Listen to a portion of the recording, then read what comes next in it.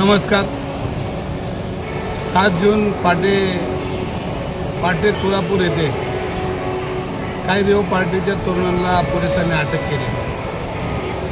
खरं तर तुळापूर हे ठिकाण, या ठिकाणी त्रिवेणी संगम आहे, बाजूला आळंदी आणि देहू गाव आहेत आणि बलिदानाचा इतिहास असलेलं हे गाव असल्यामुळं ह्याला एक ऐतिहासिक महत्त्व आहे आणि याच्यामध्ये अनेक हॉटेल्स त्या ठिकाणी रेव पार्टी करताना आपल्याला दिसतात, ऐकू येतं आहे, आपल्याला समजतं आहे.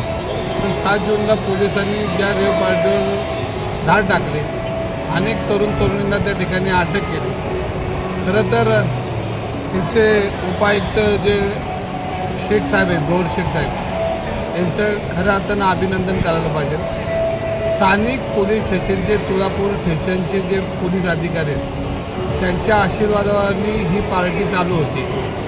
त्याच्यामध्ये पोलिसांकडून परवानगी घेतली होती, पण परवानगीच्या पलीकडे जाऊन त्या ठिकाणी हुक्का पार्लर, गांजा, दारू आणि चुकीच्या पद्धतीने पोलिसांना हाताशी धरून ही रेव पार्टी चालू होती आणि हे जवळजवळ 185 तरुण आहेत.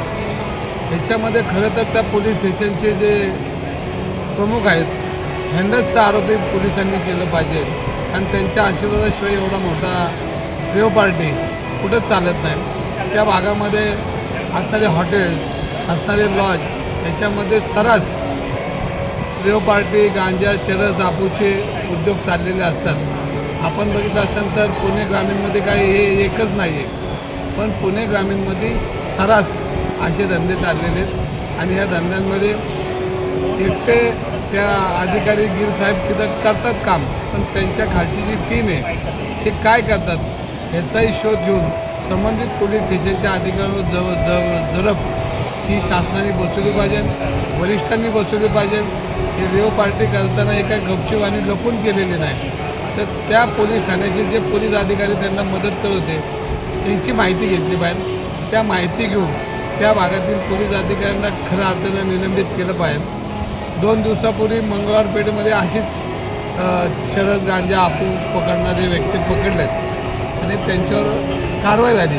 पण ही लोक कोणाच्या संबंधित आहेत, कोणाबरोबर फिरतात, कोणाबरोबर उठतात, ह्याचा पोलिसांनी तपास केला पाहिजे. ह्यांना कोणाचे आशीर्वाद आहेत ह्याची सखोल माहिती घेतली पाहिजे आणि ह्याच्यामध्ये जो दोषी असेल, पोलीस अधिकारी असतील, संबंधित लोक असतील, त्यांच्यावर कडक कारवाई केली पाहिजे, याचं मत आहे. आणि पण नुसतंच नाही की आता सर्रास हे चालू आहे, हे थांबलं पाहिजे.